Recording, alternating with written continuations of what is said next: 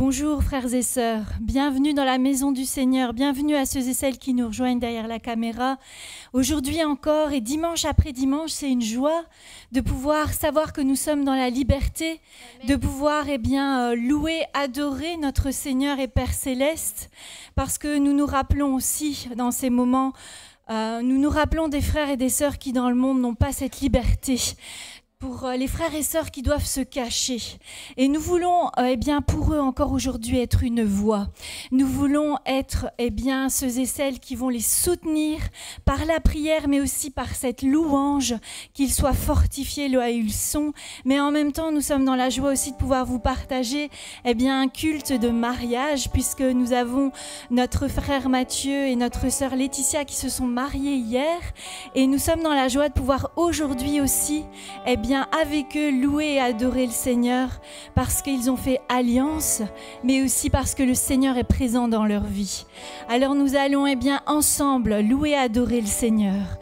Si votre âme est accablée malgré tout ce matin, le Seigneur vous dit « Pose-toi sur toi mon enfant, pose-toi parce que j'ai été fait des promesses et je te les rappelle encore ce matin. » Ton âme est peut-être accablée, mais moi je suis ton rocher. Je suis sur lequel tu peux t'appuyer avec assurance. Je ne suis pas un homme pour te tromper. Je suis ton créateur et je t'aime. Amen. Amen. Ensemble, élevons nos voix. Élevons le voix vers notre Père Céleste. Amen.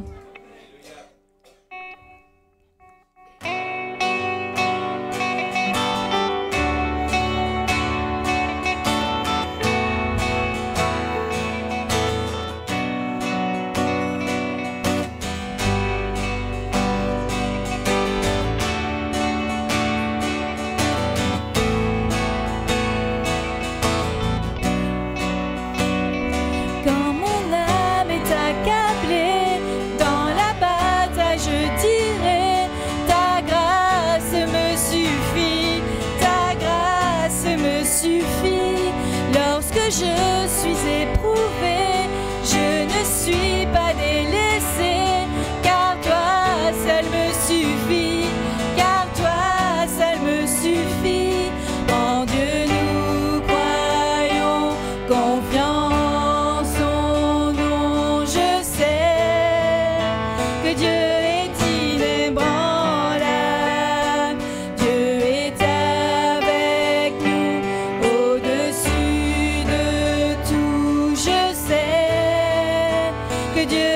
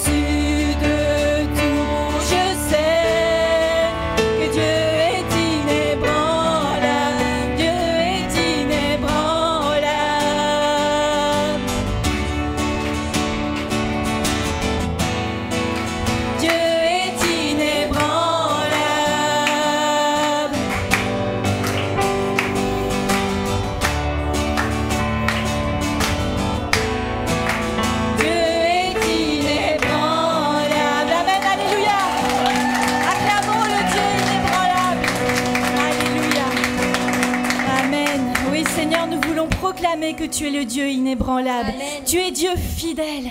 Tu es Dieu rempli de promesses pour ses enfants. Et Seigneur, nous sommes dans la joie de t'appartenir. Nous sommes dans la joie, eh bien oui, d'appartenir à ta famille, Seigneur, à être des concitoyens des cieux. Merci Yeshua, parce que depuis le jour où tu as pris, eh bien, nos péchés à la croix, depuis le jour où nous t'avons dit oui, viens faire ta demeure dans notre cœur, la condamnation n'est plus là.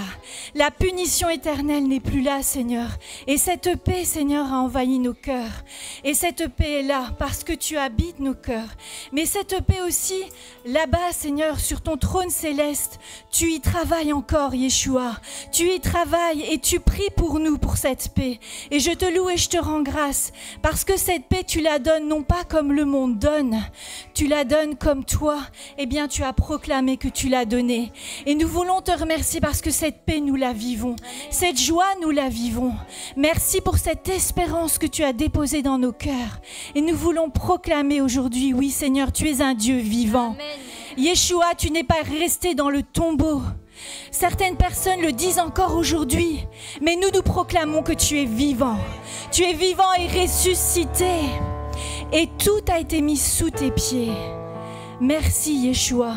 Merci pour cette bénédiction aussi, Seigneur, qui repose sur tes enfants. Et nous voulons, Seigneur, aussi te remercier pour cette bénédiction que tu as déposée sur la vie de Matthieu et sur la vie de Laetitia.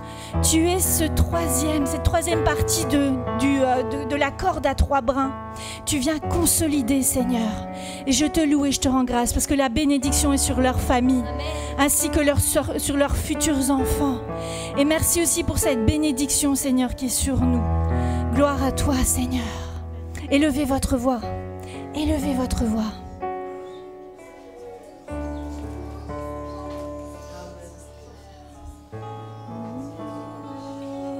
Merci Seigneur, parce que hier c'était vraiment quelque chose de joie Seigneur.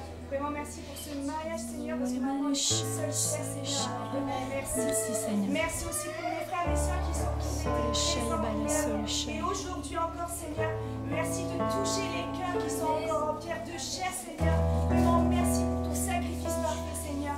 Parce que tu es mort pour nos péchés. Et vraiment tu as ressuscité pour nous Seigneur. Alors vraiment merci pour ton sacrifice Seigneur. Merci de m'avoir sauvé Seigneur. Merci d'avoir mis cette joie Seigneur. Merci pour cet homme que tu m'as mis sur mon chemin Seigneur. Et je te remercie pour tout ce que tu fais dans ma vie. Merci pour cette église qui est amour Seigneur. Et vraiment, oui, on est là pour te louer, pour t'adorer Seigneur. Et je te remercie du fond du cœur. Merci pour tout Seigneur. Amen. Amen. Seigneur Dieu Tout-Puissant, El Shaddai, Dieu d'Abraham, d'Isaac et de Jacob, je te loue et je te rends grâce, Père éternel, parce que tu as tourné tes regards vers nous. Et au travers de Jésus-Christ, Seigneur, tu nous as sauvés. On est réconciliés avec toi parce que, Seigneur, nous étions séparés de toi à cause du péché d'Adam et Ève. Mais Seigneur, par ta grâce et ton amour, parce que tu nous aimes d'un amour inconditionnel, tu as donné ton propre Fils afin que nous soyons sauvés. Parce que tu as dit, Jésus a dit lui-même qu'il est le chemin, la vérité. Amen. Le seul chemin, Seigneur. Il est le seul chemin. Seigneur, quand ce voile a été déchiré pour nous laisser le passage dans le lieu très saint, pour qu'on puisse avoir accès au trône. Alors, Père éternel, moi je te loue et je te rends grâce parce que nous ne méritons rien. Mais c'est parce que tu nous as fait grâce et dans ton immense amour. Parce que tu as tourné les regards vers nous, que nous pouvons aujourd'hui dire Abba Père, Papa. Je te loue et je te rends grâce pour cet amour. Merci parce que tu es patient, lent à la colère. Et tu es riche en bonté. Alors Seigneur, je te glorifie, merci. Merci de nous avoir aussi envoyé le Saint-Esprit, qui nous a révélé le Père et qui nous a révélé Jésus-Christ. Alléluia. Merci parce que tu nous as donné tant de choses. Et parfois, nous restons comme si nous étions pauvres. Tu nous as rendus riches, mais nous agissons comme des mendiants et des pauvres. Alors Seigneur, que nous puissions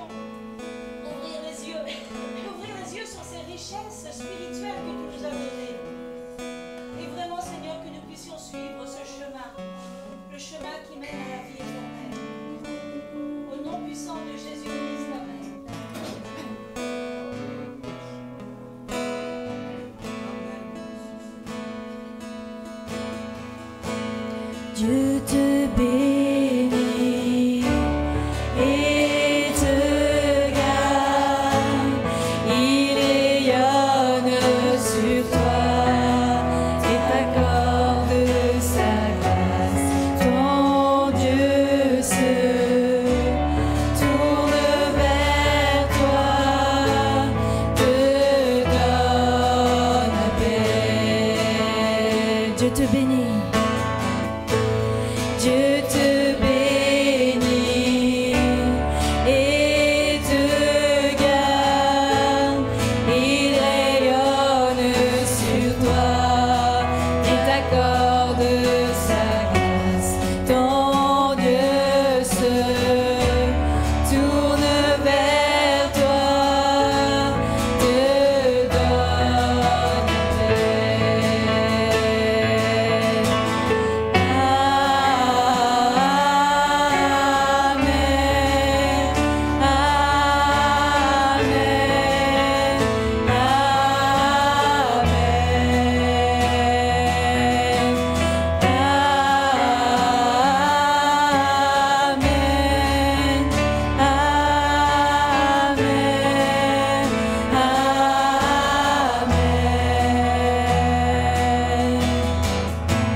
Dieu te bénit et te garde.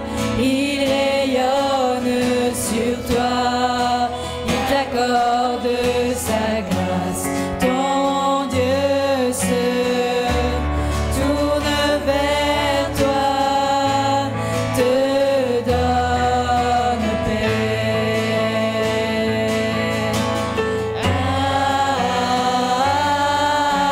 Amen,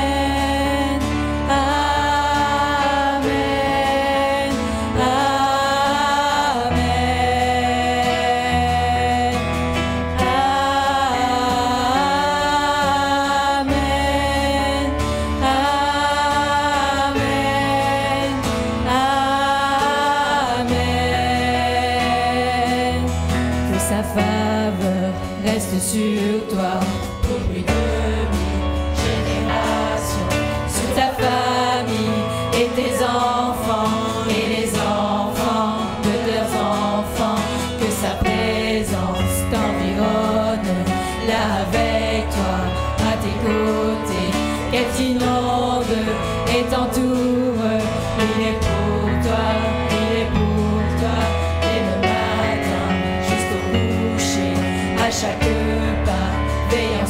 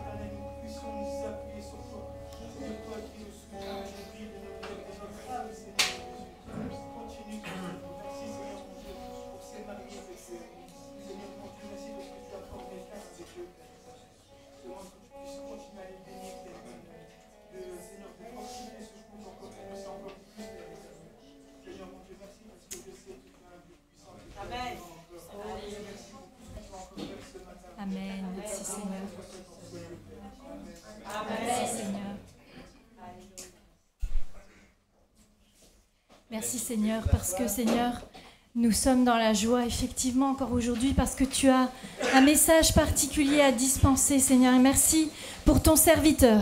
Nous te demandons de le renouveler maintenant dans le nom puissant de Jésus-Christ. Que sa bouche, toi, soit ta bouche, Seigneur, par ton Saint-Esprit.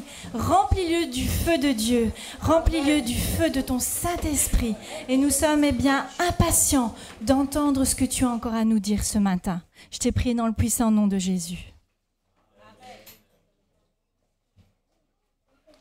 Bonjour les amis internautes, bonjour l'Assemblée de Quiévrain. Il est vrai qu'aujourd'hui c'est un jour un peu particulier. C'est un jour où on va bénir notre frère et notre sœur. On l'a déjà fait hier, hein. C'est d'ailleurs une des raisons pour lesquelles on est un peu fatigué. Mais on est très heureux de partager la parole avec vous ce matin. Alors déjà hier, on a un peu parlé pour ce jour de fête, surtout à vous deux, que vous n'aviez pas à craindre l'avenir. Les disciples de Jésus n'ont rien à craindre. Et aujourd'hui, ce que nous allons voir, on va bien sûr parler de ce qu'est un peu le mariage, mais surtout aussi quelle est la volonté de Dieu pour chacun d'entre nous et pour la vôtre, bien sûr. Et un rappel nous est donné dans 1 Pierre 3 au verset 9. Il n'y a pas un écho? Si, je ne peux pas régler? Oui? Ok. Alors, le Seigneur ne tarde pas à accomplir sa promesse, comme certains imaginent qu'il tarde. Au contraire, il use de patience envers vous, voulant que personne ne périsse, mais que tous se détournent de leur péché. C'est valable pour tous les hommes, c'est la volonté de Dieu. Pour chacun d'entre nous, on connaît que dans Jean 3,16, Jésus n'est pas venu pour condamner, mais pour sauver le monde. Amen. Et dans un couple, c'est quand même quelque chose qu'il va falloir entretenir. Parce que bon, la vie à l'heure actuelle, elle n'est pas facile, elle n'est pas tendre, au contraire, elle est exigeante, elle demande beaucoup d'efforts, il faut travailler pour gagner sa vie, vous savez de quoi je parle. Et souvent, on met le Seigneur à la 2e, voire à la 3e place, alors que dans la parole, il nous est demandé de le mettre à la 1re. Ça, c'est une condition pour réussir un mariage. Un mariage, c'est long. Un mariage, c'est une alliance. Tout ce que Dieu a fait avec les hommes depuis le début, ce sont des alliances. Vous en avez conclu une hier et on vous souhaite le meilleur pour cette alliance. Mais il faudra vous souvenir que Jésus devra toujours être une priorité. Amen. Amen. Alors, on va prendre un autre texte. Dans le livre des Éphésiens, au chapitre 5, et je vais vous lire les versets 15 à 18. C'est un peu un rappel de ce que je viens de dire maintenant. Donc, Éphésiens 5, 15, 18. Prenez donc garde à votre manière de vivre. Ne vous conduisez pas comme étant dépourvus de sagesse, mais comme des sages. Faites un bon usage de votre temps, car les jours sont mauvais. Ne soyez donc pas insensés. Efforcez-vous plutôt de discerner la volonté du Seigneur. Ne vous enivrez pas de vin, de peur que vous ne soyez plus maître de vous-même, mais soyez remplis de l'Esprit. Bah oui, ça vous savez de quoi je parle. Sans Saint-Esprit, on ne peut pas plaire au Seigneur. C'est absolument impossible. On peut avoir toutes les connaissances du monde, si on n'est pas rempli de l'Esprit, on ne peut pas lui plaire. C'est quelque chose qui est fondamental. Quand Nicodème vient trouver Jésus, vous vous souvenez de cette histoire, en cachette, le soir, pour lui dire, voilà, qu'est-ce que tu veux dire? Je vais synthétiser avec l'Esprit Saint. Et Jésus lui dit quelque chose d'important. Ce qui est né de la chair est chair, ce qui est né de l'Esprit est esprit. Et il est évident que l'Esprit Saint, on ne sait pas le voir, mais en tout cas, on sait en voir les effets. On le voit à travers l'homme et la femme qui l'ont reçu. Et j'étais heureux d'entendre tes témoignages, notamment de tes collègues, qui m'ont dit, oui, à un moment donné, il a changé. On n'a pas bien compris pourquoi, mais nous, on savait pourquoi tu avais changé. Tu l'avais reçu. Alléluia. Et ça, c'est une excellente nouvelle. Il nous est demandé de prendre garde à notre manière de vivre. Pourquoi? La vie de couple, comme la vie de chacun d'entre nous d'ailleurs, elle est parsemée d'embûches. Et c'est notre manière de faire qui change la donne. Une donne, quand on joue aux cartes, vous savez ce que c'est? C'est une carte supplémentaire, c'est une carte qu'on peut changer. Prendre garde à sa vie, c'est quelque chose d'extrêmement important. Pourquoi? En tant que couple, vous allez vivre des tentations, comme tout le monde. Vous allez avoir des envies, vous allez avoir des besoins. Mais encore une fois, et j'insiste, c'est primordial, c'est de mettre Jésus en première place, tout le temps. Dans tout ce que vous ferez, pour acheter une maison, pour acheter une voiture, pour acheter quoi que ce soit, demandez-lui son avis. C'est extrêmement important. Faites un bon usage de votre temps car les jours sont mauvais. J'en parlais tout à l'heure, et c'est compliqué de vivre à l'heure actuelle, mais mettez Jésus en premier. Nos réunions, c'est important. La communion fraternelle, c'est important. L'enseignement des apôtres, c'est important. Les prières ensemble, personnelles, c'est important. Prendre la Sainte Seine ensemble, c'est important. C'est les 4 piliers qui vont faire d'une assemblée comme la nôtre et comme toutes les assemblées qui sont dirigées par le Seigneur, quelque chose, un édifice solide. Mais dans un couple aussi, il faut que vous continuez à faire partie d'une famille qui sert le Seigneur, où vous allez pouvoir vous développer aussi, vous allez pouvoir servir aussi. Amen. Alors, on va dans 1 Thessaloniciens, chapitre 4, et au verset 3 à 4. Qu'est-ce que Dieu veut pour chacun d'entre nous et pour le nouveau couple que vous êtes? Voici ce que Dieu veut, que vous soyez saints, que vous gardiez de l'immoralité sexuelle, que chacun de vous domine ses pulsions de manière sainte et honorable. Oui, dans un couple aussi, dans un couple marié. Il y a dans la parole de Dieu, pour que nous soyons heureux, des volontés de Dieu très précises et des interdictions très précises. On n'aime pas entendre ce genre de choses. Non? Ben non, moi non plus. Mais c'est comme ça. Si on veut vivre une vie sainte, parce que c'est ce que Dieu veut, il va falloir qu'on apprenne à vivre comme il le désire, qu'on soit marié ou qu'on ne le soit pas. Et le sexe fait partie d'une vie de couple, mais on ne fait pas n'importe quoi. Moi, je suis content. On a fait quelque chose hier d'extraordinaire. On a béni un homme et une femme. Ça, c'est la norme. C'est ce que Dieu veut, pas autre chose. C'est important. Pourquoi? Parce que quand on lui fait plaisir dans tous les domaines, celui-là aussi, la sexualité, c'est pas ça. La sexualité, c'est lui qui nous l'a donné, bien sûr, pour qu'on puisse se multiplier, mais pour qu'on puisse avoir aussi du plaisir. Amen. Mais selon ce qu'il a mis en place, et pas autrement. Et ça, c'est important. Alors, on va continuer sur cette même lancée. Qu'est-ce que Dieu y veut? 1 Pierre 2, versets 13 à 16.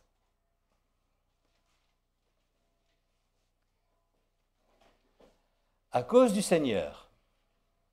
C'est à cause du Seigneur. Soyez soumis à toute autorité humaine, que cela soit à l'empereur comme au souverain. Oui, donc je lis dans une version David Stern. Donc vous avez certainement pas la même chose dans vos Louis II ou autres, mais je trouve que c'est une traduction très plaisante et très explicative. Donc je relis, à cause du Seigneur, soyez soumis à toute autorité humaine, que cela soit l'empereur comme au souverain, ou au gouverneur comme envoyé par lui, qui punit les malfaisants et qui loue ceux qui font le bien. Car c'est la volonté de Dieu qu'en faisant le bien, vous fermiez la bouche à l'ignorance des hommes insensés. Soumettez-vous comme des gens libres, sans laisser votre liberté vous servir d'excuse pour faire le mal, mais soumettez-vous comme des esclaves de Dieu. Si nous sommes des citoyens du ciel, on a bien les pieds sur terre. Et sur cette terre, il y a des choses que nous devons respecter. On en parlait encore dernièrement dans la soirée avec certains d'entre vous, hier. La vie est extrêmement compliquée et on a des tentations d'améliorer cette vie, que ce soit en faisant du noir ou des commerces illicites, quels qu'ils soient. Là aussi, beaucoup de chrétiens oublient que nous devons être soumis aux autorités.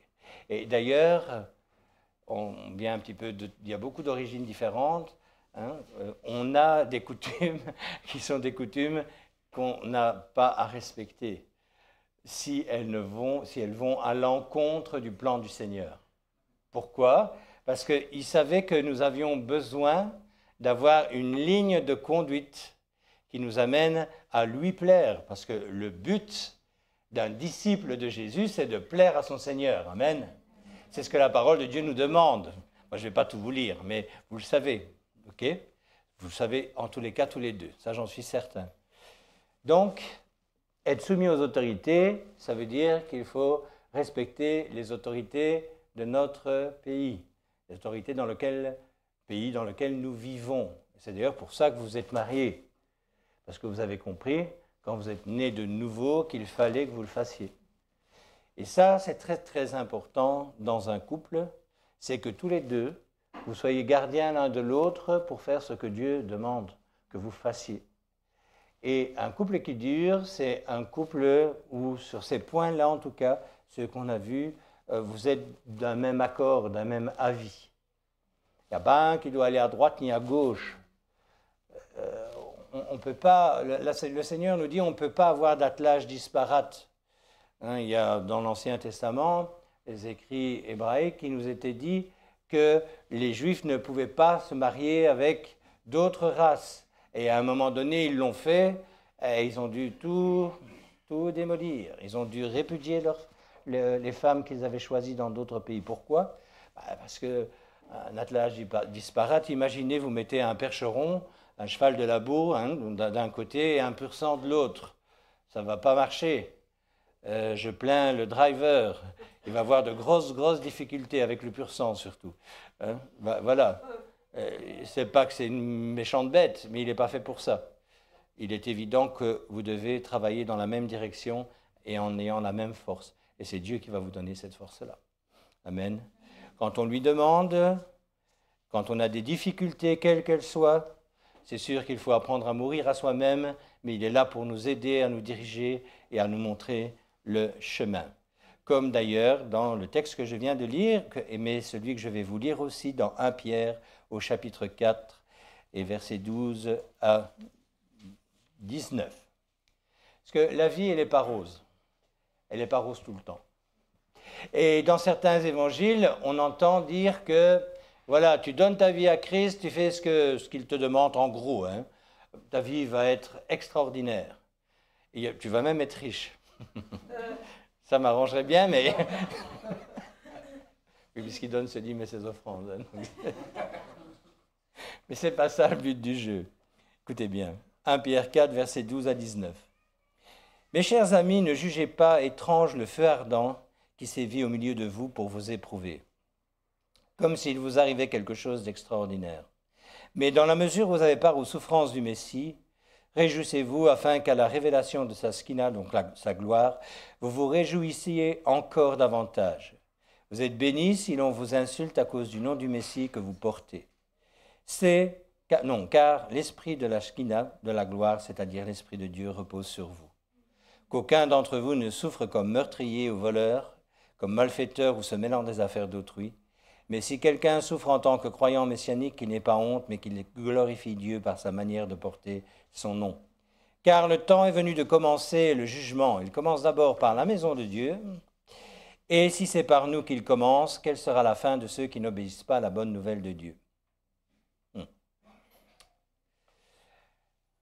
Dans la souffrance qu'un jour vous connaîtrez, écoutez-moi bien, si vous comprenez ce texte-là, vous allez être plus fort à deux. Parce que vous allez comprendre que ce sont des combats qui vont vous amener à quoi? À une victoire. Pourquoi? Parce que Dieu a tout accompli, Jésus a tout accompli à la croix. On est déjà vainqueur dans ces combats-là. Mais il faut admettre qu'on ne les apprécie pas spécialement. Mais dans les couples où il n'y a pas Dieu, où il n'y a pas Jésus qui est cette corde qui unit, corde à 3 brins ne se rompt pas facilement.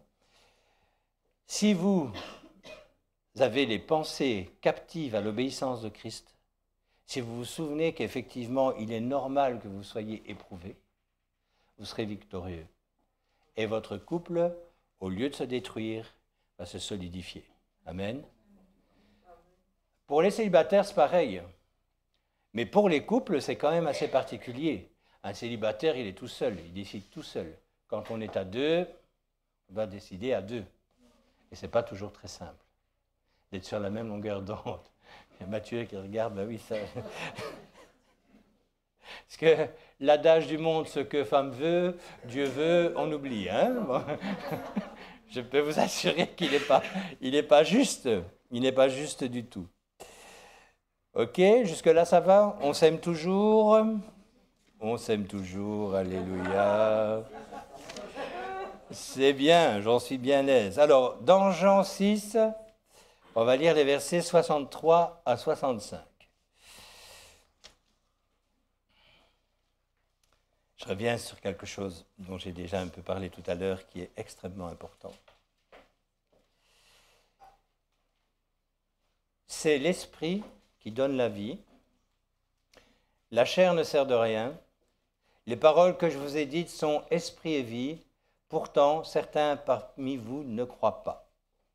Car Yeshua connaissait depuis le commencement ceux qui ne mettaient pas leur confiance en lui, mais aussi celui qui le trahirait. Il disait, c'est pourquoi je vous ai dit que personne ne peut venir à moi, à moins que le Père lui en donne la possibilité. C'est l'esprit qui donne la vie. La chair ne sert de rien. Le ton est donné. Dans un couple, dans la vie d'un chrétien, c'est quelque chose qu'il faut comprendre. Corps, âme, esprit. C'est pas si simple. Je ne vais pas revenir sur la prédication dernière, mais pour moi, je reviens sur quelque chose qui est particulier aux disciples de Jésus, qui a compris un fonctionnement. Vous avez un corps, vous avez une âme et vous avez un esprit. L'âme, on revient là-dessus un petit peu, l'émotion, okay, l'intelligence et la volonté. L'émotion, j'aime, je hais. L'intelligence, je réfléchis. Est-ce que je peux faire ceci, est-ce que je ne peux pas faire cela, etc. Et la volonté, je fais ou je ne fais pas. L'esprit alimenté par ce que le monde nous dit, ou par ce que la parole de Dieu nous dit, ou le Saint-Esprit nous dit. Mais les deux mélangés à la fois, ça ne fait pas un joli ménage. Et c'est ça le problème. C'est pourquoi je vous ai dit que personne ne peut venir à moi, à moins que le Père lui en donne la possibilité. Il a donné en donnant Jésus-Christ à la croix. Donc il faut rentrer dans cette dimension que vous connaissez. Bien sûr, c'est reconnaître qui est Jésus-Christ. Jésus-Christ est votre sauveur. Ça, ce n'est pas trop compliqué pour la majorité des chrétiens. Mais un véritable disciple, il est sauveur et il est Seigneur. C'est lui qui décide. Dans un couple, on revient à ces versets qu'on a lus. Dieu doit être le premier. Il doit être écouté. Sinon, ça ne fonctionne pas. Et vous devez être sur la même longueur d'onde. C'est pour ça qu'il faut avoir des temps de prière ensemble. Vous devez avoir des temps de communion ensemble, que ce soit personnel et que ce soit bien évidemment dans une assemblée où cette communion fraternelle nous permet plusieurs choses. D'abord de se réjouir, de comprendre que la véritable famille qu'est la nôtre, c'est celle-là. Parce qu'une assemblée, ce n'est pas uniquement un endroit où on va se faire du bien.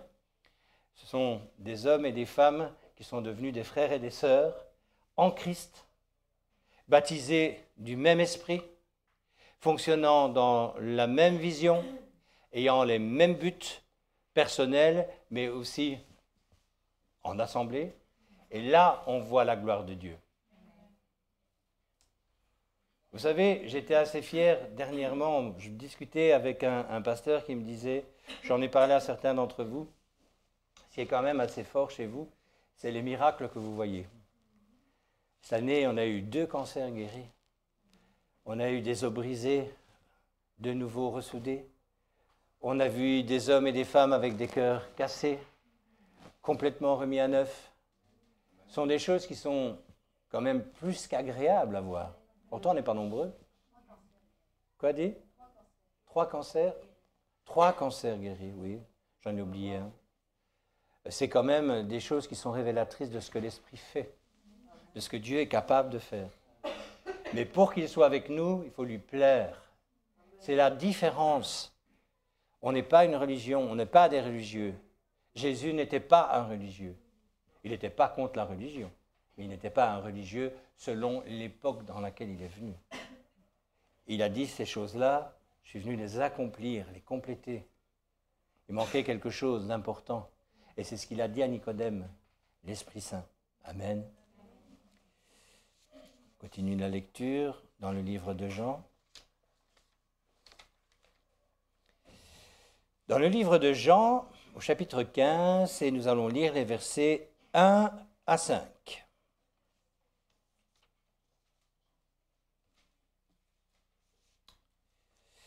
Qu'est-ce que Dieu veut pour chacun d'entre nous, et bien sûr dans un couple? Je suis la vraie vigne, et mon Père est le vigneron. Tout sarment qui est en moi, mais qui ne porte pas de fruit, le coupe. Et tout sarment qui porte réellement du fruit, le taille, afin qu'il puisse porter plus de fruits.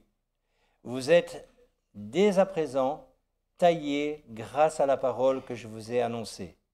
Restez unis à moi comme je le suis à vous. En effet, comme le sarment ne peut porter du fruit de lui-même s'il n'est pas uni à la vigne, de même vous ne pouvez pas porter du fruit si vous n'êtes pas unis à moi. Je suis la vigne et vous êtes les sarments. Celui qui demeure uni à moi, et moi, lui, celui-là porte beaucoup de fruits, car hors de moi, vous ne pouvez rien faire. Demeurez, restez auprès de lui. Être en lui, lui être en nous. C'est quelque chose qui change la vie de chacun d'entre nous. Et souvent, vous le savez aussi bien que moi, quand on a des couples qui durent une dizaine d'années, on est dans l'exception. Quand ça dure une vingtaine d'années, alors là, dans la rareté. Et quand on dépasse les 20 ans, eh bien, même chez les hommes et les femmes qui ne connaissent pas Dieu, les couples les plus anciens, c'est là où il y a une réelle unité entre les 2 personnes. Où ces 2 personnes-là ont réussi à dépasser leur moi profond. C'est la mort à soi-même. Et pour que Jésus vienne demeurer en nous, écoutez bien ce que je vais vous dire, il va falloir mourir à vous-même. C'est une condition sine qua non.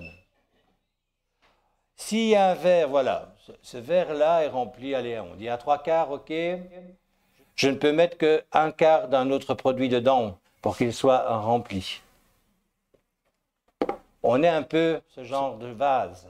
D'ailleurs, la parole de Dieu nous en parle. On est des vases utiles, vils, ou on est des vases d'honneur. Ce que Dieu veut, c'est que nous soyons des vases d'honneur. On est des vases d'honneur quand Christ est en nous. La révélation de Christ en nous, le Saint-Esprit, c'est ce qui fait que nous sommes des hommes et des femmes différents, que nous allons pouvoir voir les choses d'une manière différente. Corps, âme, esprit. L'âme va dire à mon corps ce que l'esprit, si l'esprit est bien branché, dira à l'âme. Pourquoi est-ce qu'on voit des meurtres, des viols et des choses comme celle-là? C'est parce que ça fonctionne à l'envers. Le corps a envie de quelque chose, c'est le corps qui dit à l'âme ce que cette personne veut faire, alors que ça devrait être le contraire. Il y a des hommes qui vivent selon leur pulsion charnelle. L'âme et l'esprit, pour eux, n'a aucune espèce d'importance. Ils sont tellement rentrés dans un égocentrisme que ce qui compte, c'est que la chair soit satisfaite. Dans un couple, c'est quelque chose qui ne peut pas exister. Et c'est vraiment difficile. Parce que d'abord, vous êtes fondamentalement différents. Un homme et une femme sont fondamentalement différents. Les aspirations d'une femme ne sont que très rarement ceux d'un homme. Et Dieu s'est toujours arrangé quand le mariage est voulu par lui. J'ai déjà pu remarquer, j'ai quand même quelques années d'expérience, de voir que généralement, la femme et l'homme sont très différents sur beaucoup de sujets. Ça nous apprend à nous frotter les uns contre les autres et à gommer toutes les aspérités, tout ce qui dépasse, tout ce qui n'est pas à la gloire de Dieu. On apprend à mordre dans sa chic, comme on dit chez nous. Qu'est-ce que c'est que l'amour de Dieu? L'amour de Dieu, c'est de voir l'autre plus important que soi-même. Donc, ce n'est pas quelque chose qui est qu'émotionnel. C'est se dire, à un moment donné, je vais payer les prix pour que l'autre soit plus heureux. Par exemple, est-ce que tu aimes les chèvres? Moi non plus. Mais j'ai des chèvres chez moi. Et même des poulets dans la véranda. Mais voilà. Ça peut paraître insignifiant, mais quelque part, c'est les clés de réussite. C'est mourir à soi-même. C'est accepter que l'autre, bon ben voilà, a des besoins qu'il faut lui donner. Et c'est compliqué parce que, encore une fois, le mariage, ce n'est pas une alliance qui va durer 6 mois, hein, c'est jusqu'au bout. Donc, il vaut mieux s'entendre dès le début sur le comment on va vivre, et c'est pour ça que les fiançailles, pour les futurs mariés, sont très importantes. C'est bien se connaître avant. Les coups de foudre, c'est rarement ce qui marche dans une vie de couple. En tout cas, moi, je connais beaucoup de mariages coups de foudre. J'ai connu. Donc ça veut dire qu'il n'existe plus. J'ai connu beaucoup de mariages coups de foudre. Et j'ai connu les mariages intelligents selon la parole de Dieu. C'est ceux-là qui tiennent. Chez nous, c'est ceux-là qui tiennent. Mais les autres, ils ne tiennent pas. L'attirance physique, ça ne dure pas longtemps. Et puis, on change physiquement.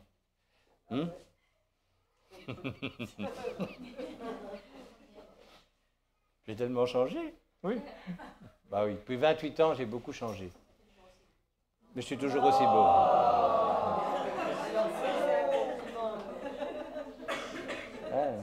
Elle a l'œil, hein, quand même. Mais c'est quand même secondaire au bout d'un certain moment. Et c'est même, je dirais, très secondaire. Donc, si on travaille à ce que le couple soit une réussite qui plaise au Seigneur, parce que je reviens à ça, un couple, il doit plaire au Seigneur, que tu sois célibataire ou pas, de toute manière, tu dois plaire au Seigneur. On va récapituler ce qu'il veut. Je rentrais très tard hier, il vaut mieux que je note parce que sinon j'ai oublié. Premier point. D'abord, il veut que nous soyons sauvés, ça tout le monde le sait, mais à deux. Dans un couple, même but, même vision.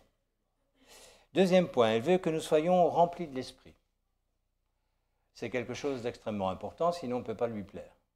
Un homme qui n'est pas rempli de l'Esprit Saint, comment voulez-vous qu'il fasse la volonté du Seigneur? Ce n'est pas possible. Pas possible. Mais même quand on a de bonne volonté, vous savez, quand on lit la parole de Dieu et quand on la connaît, quand on va dans les profondeurs, les pharisiens, ils aimaient vraiment Dieu. Oui, il y avait de l'orgueil, il y avait des préjugés pour certains, il y avait tout ce qu'on peut imaginer. On sait quelles ont été leurs manières de faire avec Jésus pour la plupart.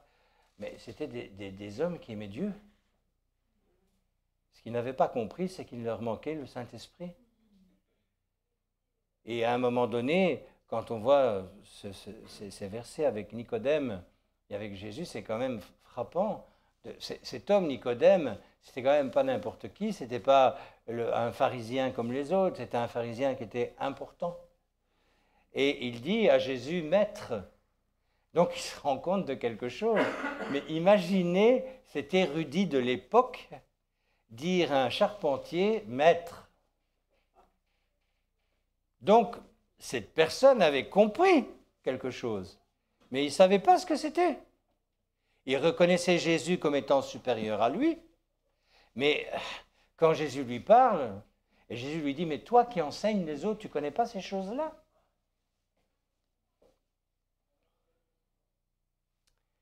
Le Saint-Esprit est une nécessité pour tout chrétien qui veut avancer et devenir un disciple de Jésus. Alors, le troisième point, il veut que nous soyons sanctifiés. C'est sa volonté. Quatrième point, il veut que nous soyons soumis aux autorités, mais d'abord à lui-même, et il doit y avoir une soumission dans le couple volontaire. En fait, la soumission, c'est un mot qui est mal employé chez nous, la soumission, tu vas faire ce que je te dis, etc. Non.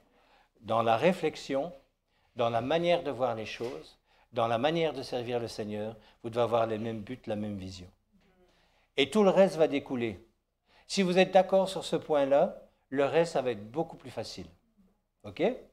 Et ça va passer, vous allez passer grâce à ça au-dessus de beaucoup de difficultés.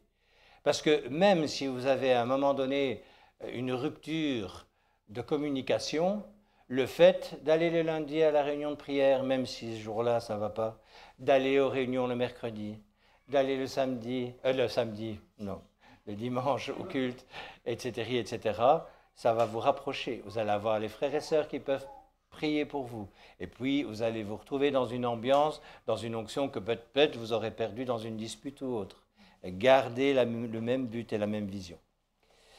Il veut que nous soyons prêts à souffrir pour Jésus-Christ. C'est la mort à soi-même.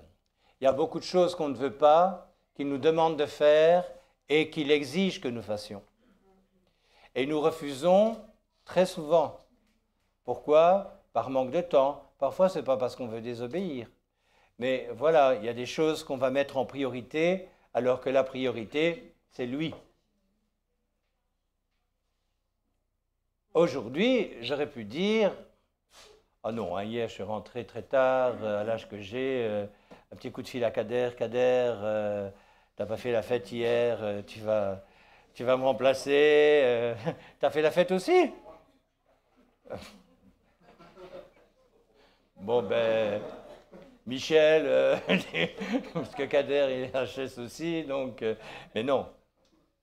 Il y a un service qu'on doit accomplir, qu'on soit fatigué, qu'on soit un peu malade ou qu'on soit malade. Et c'est en rentrant dans cette dimension de service volontaire, tout en sachant qu'il connaît les problèmes que sont les nôtres, qu'ils vont s'arranger ces problèmes. Il y a combien de fois on n'a pas vu des trucs complètement... C'est tellement dur que la réflexion ne suffit plus. Voilà, que ce soit problème d'argent, problème de maladie, on parlait des guérisons qui a eu lieu. Quand ça arrive, c'est extraordinaire de voir un homme, une femme qui te dit, voilà, j'ai fait un examen radiologique, le radiologue, le médecin, l'oncologue sont passés, il n'y a plus rien. Alléluia! C'est formidable. Dieu est grand. Amen. Et dans Jean 6, versets 63-65, il veut que nous soyons vivants. Et pour être vivant, il faut que le Seigneur soit en nous. Alléluia. Voilà. Tout est dit. On va quand même terminer avec quelque chose. En Jean 5, 15, 5, on vient de le lire. Il veut que nous portions du fruit avec et en Jésus. Pourquoi? Parce que le Seigneur, il veut être glorifié par nous. Il veut que nous le glorifions. Amen. Le but de chacun d'entre nous et d'un couple maintenant, c'est de faire plaisir au Seigneur, de le glorifier. Amen. Voilà les amis internautes, on va passer du temps maintenant ensemble avec les jeunes mariés.